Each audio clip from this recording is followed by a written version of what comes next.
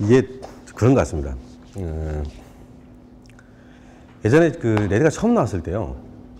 레드를 국내에서 영화를 찍기 전에는 이렇게 너무 시간 오래 걸리잖아요. 그래서 이제 뮤직비디오 하는 친구들이 많이 찍었습니다, 초반에. 근데 거기서 찍으면 되게 골 때리는 일들이 많이 벌어집니다. 4K 화면을 찍어놨습니다. 이따만 화면을 찍어놨습니다. 그러면 걔네들이 가잖아요. 그럼 컨버팅이라는 걸 합니다. 그리고 720, 486으로 만들어 놓습니다.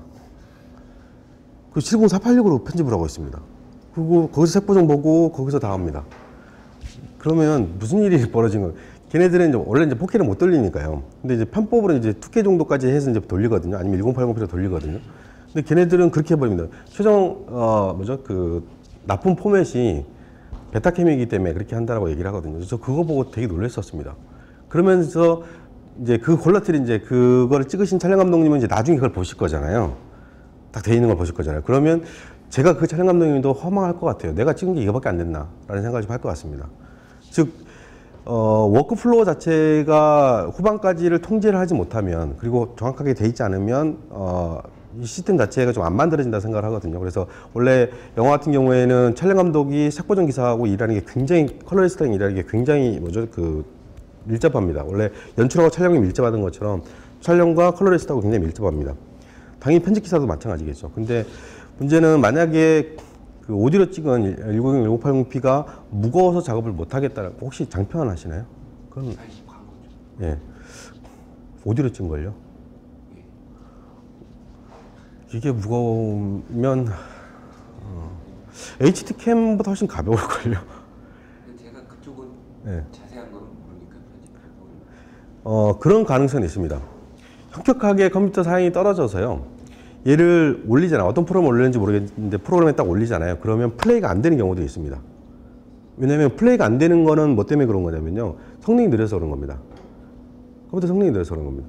근데 만약에 이거를 또 하나는 이렇게 가능성이 있습니다. 이게 인터프레임이기 때문에 툭툭툭 건너뛸 수가 있습니다. 그렇기 때문에 조금만 늦어지면 좀 있다가 조금 있다가 툭 넘어가고 이런 경우도 있습니다. 그거를 이러면 얘를 인트라로 바꿔주면 됩니다. 트랜스코딩을 해주면 됩니다. 그래서 트랜스코딩을 해주면 데이터 용량은 늘어납니다. 하지만 그것 때문에 뭐 컴퓨터가 뭐 웅 이러지는 않거든요. 그냥 쭉 가셔도 됩니다. 제 생각에는 컴퓨터를 다시 한번 점검을 해보시고 그 컴퓨터 웬만한 데서는 다 되는 걸로 알고 있는데, 그러니까 그거는 그분을 조지시는 게 좋을 것 같습니다.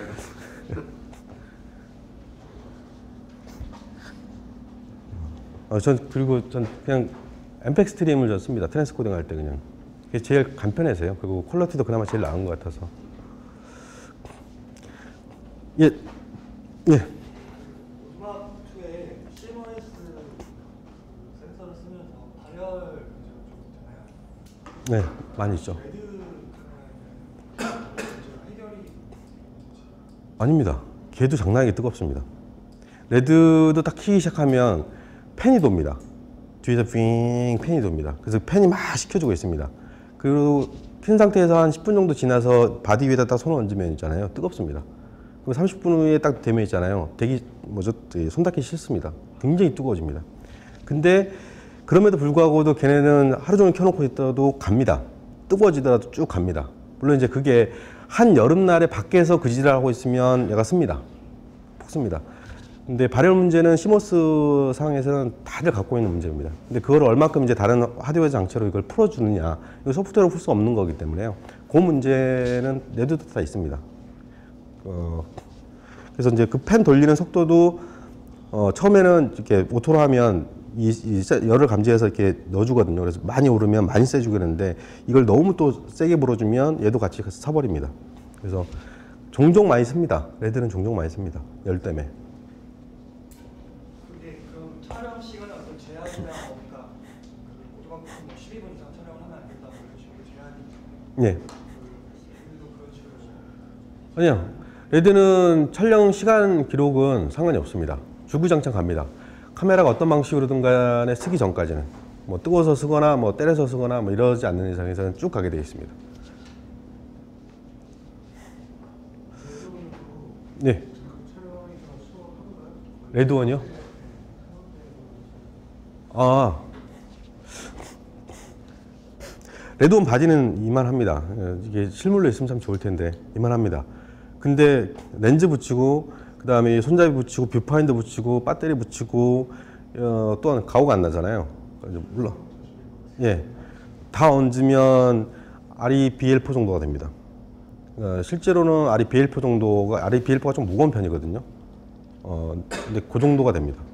딱 하면 그냥 레드는 렌즈 세팅을 풀 세트를 딱 만들었다고 치면 핸들들 하면 죽어난다고 보시면 됩니다. 꽤 무겁습니다. 제 개인적으로는 근데 얘네는 해체를 시킬 수 있죠. 그렇기 때문에 조그만 스태틱 캠에도 올라가고요. 예, ENG 올리는 캠에도 올라가고요. 제가 알기로는 저 슬라이더 저기에도 보면 레드가 올라갈 수 있거든요. 왜냐하면 필요한 건 다 빼버리면 됩니다. 바디랑 렌즈만 딱 달아놓고요. 나머지 건 다 빼버리면 됩니다.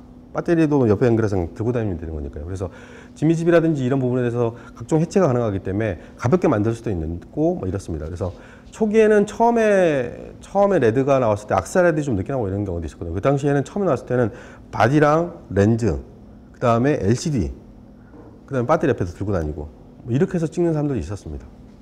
어떻게 세팅 구성하냐에 좀 달려 있습니다.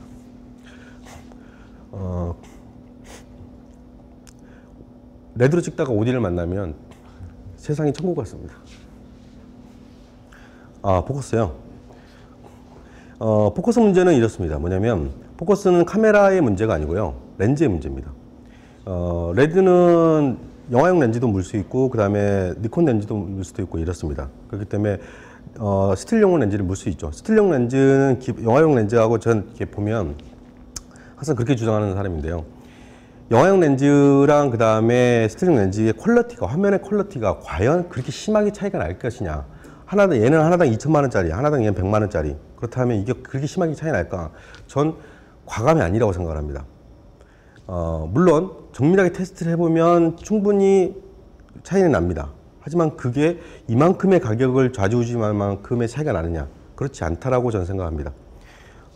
실제로 테스트해봐도 그렇습니다. 울트라 프라임이라고 하는 되게 유명한 놈들이죠. 세트를 이렇게 딱 구성하면 막 억대가 가는 놈들입니다. 가끔 생각을 해요. 그 렌즈를 마주하고 있을 때마다 한번 생각을 해봅니다. 내가 왼쪽 팔이 나가면 이 렌즈 하나가 값이 될까? 뭐 이런 생각을 가끔씩 해봅니다. 근데 걔네들의 퀄리티를 실제로 자이즈 ZF라는 렌즈랑 그 다음에 울트라 프라임이라는 렌즈를 비교를 해보면 있잖아요. 실제로 그렇게 차이 나지 않습니다. 특히 1080p를 기반한 영상 산업에서는 거의 차이를 못 느끼신다고 봅니다. 해상력에서는 전혀 못 느끼신다고 봅니다.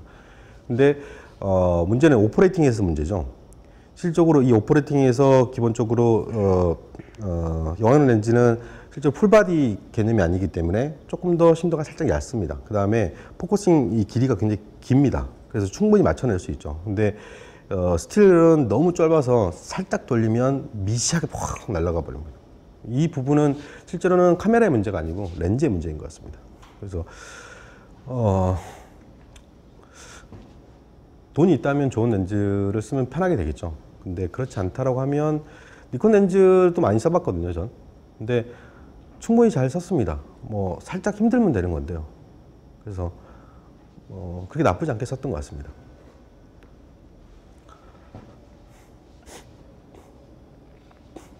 예. 다른 질문 없으시면 죄송합니다. 다시 한번 죄송한 말씀 드립니다. 저 온다고 정말 밟아왔는데요. 너무 막혀서 공연이 너무 늦었습니다.